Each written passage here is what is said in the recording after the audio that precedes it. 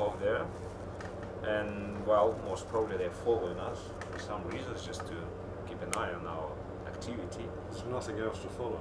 Yeah, we have stopped, and then apparently they are making rounds, you know, around us, and yeah, we're just gonna keep observing and see how it goes. We're in the middle of nowhere, so that's our job. Let people know what's going on, give people the choice to change things if they want to change things.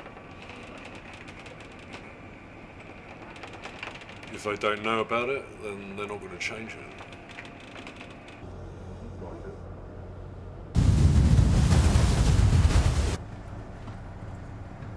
The might fly by. We're suspicious vessel.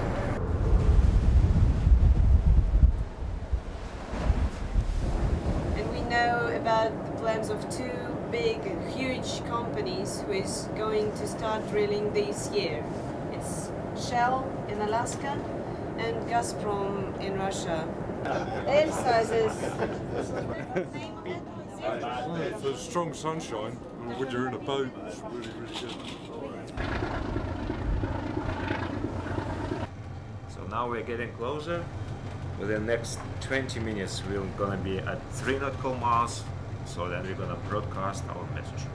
Для нас это парадоксальное решение начать использовать открывающиеся от льдов территории для того, чтобы добывать еще больше углеводородов, потому что именно благодаря им мы оказались вот в этом тупике, да, климатических изменений. Да, обычная история, когда месторождение много чего. Приразломная, говорит активисти. Прием. На приеме, Приразломная. Доброе утро. С вами говорит активисти. Я координатор арктической программы. Зовут меня Евгения Великова. Грийнпийс считает, что таяние арктических льдов – это тревожный сигнал для всех и вовсе не сигнал для начала промышленного освоения шельфа. И мы требуем от нефтяных компаний, от Газпрома и от Shell отказаться от добычи нефти на арктическом шельфе. Потому что это грозит арктической природе полным уничтожением и представляет опасность для всего человечества. Прием. If this thing works, then they could build lots of them. The big ladders on each side of the platform, if you notice that. I haven't had a really good look, but I've had the photographer under special instructions. I'll have a look later. What's that? It's a kind of like enclosed ladder. Yeah. Leading up, and there are definitely some wires over there hanging. I needed people who I knew were very committed. I needed people who I knew could withstand the sort of battering, physical and mental. I needed skills, technical skills in climbing, and well, just sheer determination of some of the team members that I knew that they would keep the other team members going. Kumi, he had no climbing skills whatsoever, but what he did have was tenacity and determination and commitment. And he was leading from the front again. The plan was to get on the rig and to occupy it. We're gonna launch board approximately at 1:30. The weather conditions very favorable. The wind is easterly, 12 knots. Not much. Swell, westerly, 0.5 meters only. Just going at high speed. I reckon I'm gonna take around 10 minutes. We will start sending people up there. It might be the case that maybe it's gonna be a Navy or Coast Guard up there. Maybe they will launch their own speedboats and try to chase you. The basic rule: do not get caught. It's way, way better if you're being approached by another boat to just outmaneuver. Keep slow, keep outmaneuvering. Try not to just go fast in a straight line because you'll end up having an accident more than likely. We prepared those people to be able to deal with everything we thought we'd possibly come across out there. So it's more like getting a lot of raw action material and sculpting it into some sort of shape, and that shape should be able to encompass any eventuality on the day. If you see that standby vessel fire its water cannons up, you've got to be really, really careful with that. they're going to be slow moving, and any kind of swell is going to keep them off target a bit. But if they hit your boat, you'll all find yourself about 20 metres from the boat in the water somewhere.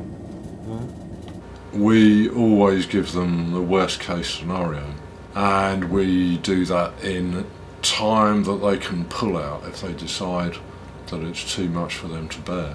So, after we've been arrested, we've got a right to an interpreter, a right to a solicitor, and a right to somebody from your embassy or consul. You can tell them that you'll talk only with your lawyer's presence. So you just say no comment, I want to see the lawyer. And then you speak to the lawyer and they'll say to you, just say no comment, probably. If we get deported, it will be back to your own country according to your passport.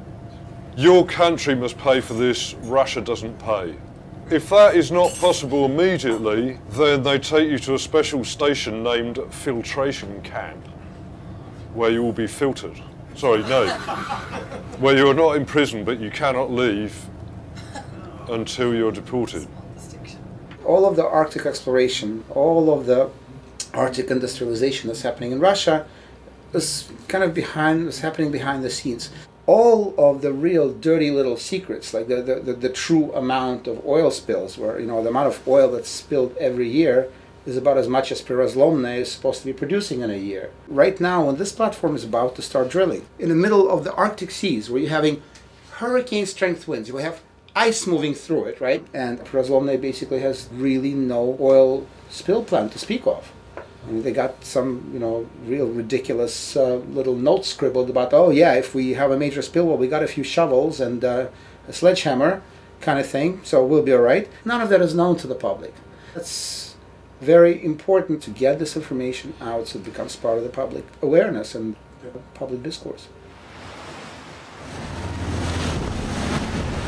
Prirazlomная, Arctic Sunrise, we believe that your platform and the activities being carried out in preparation for drilling for oil in the Arctic Ocean represents a real and immediate threat to the environment, both here and globally. The boats that you currently observe are carrying out a non-violent, direct action in order to protest against this activity. The first thing we ask you to do is to stop the hosing because their position becomes unstable and they may fall 15 meters onto the foot of the platform. So we ask you to stop hosing so we can ascertain the situation of the activists. Over. Arctic Sunrise, which is Приразломная calling.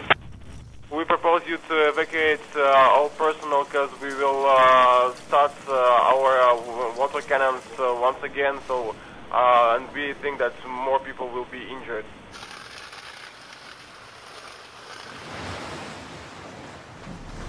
Today, the minimum ice level in the Arctic will be measured. It will show that it is the lowest ever recorded in human history. To drill for oil here is utter madness and will drive us closer and closer and faster to climate catastrophe. Горяк, подходите, тоже лафетники включайте, отгоняйте эти шлюпки.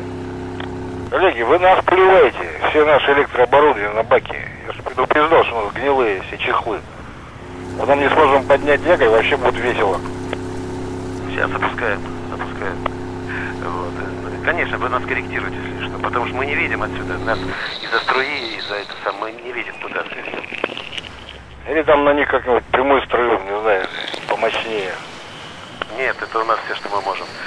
Inappropriate use of a water cannon on a standby vessel it's a weapon. I've seen them breaking reinforced glass windows this thick. It's just really a irresponsible thing to do. Да я, конечно, тоже обзорюсь. Просто вас призываю немножко стать в таком ракурсе, чтобы было видно, что ваши действия тоже мощные, решительные, целенаправленные. Сейчас вот поставили задачу снимок сделать. Все, где-то в стороне стоите, цветы поливаете. Certainly Газпром was planning to announce in the Russian media as a sort of yet another victory for us. We're opening up the frontier, and I think that's very important to point out all the faults and all the failures in order to also drive the debate in Russia about the risks and the dangers of oil drilling in the Arctic and expose what's happening here to global scrutiny. This crime is happening outside of people's eyes, has been happening outside of people's eyes. And after today, it is no longer as hidden at all. I mean, we were all coming here knowing about this shrinking democratic space. And it is at a time like that when you really need to go in there and protest and show them that you do not just succumb and lie down and accept the authorities telling you of consequences. No, if something is right, you fight for it. And it's not over yet.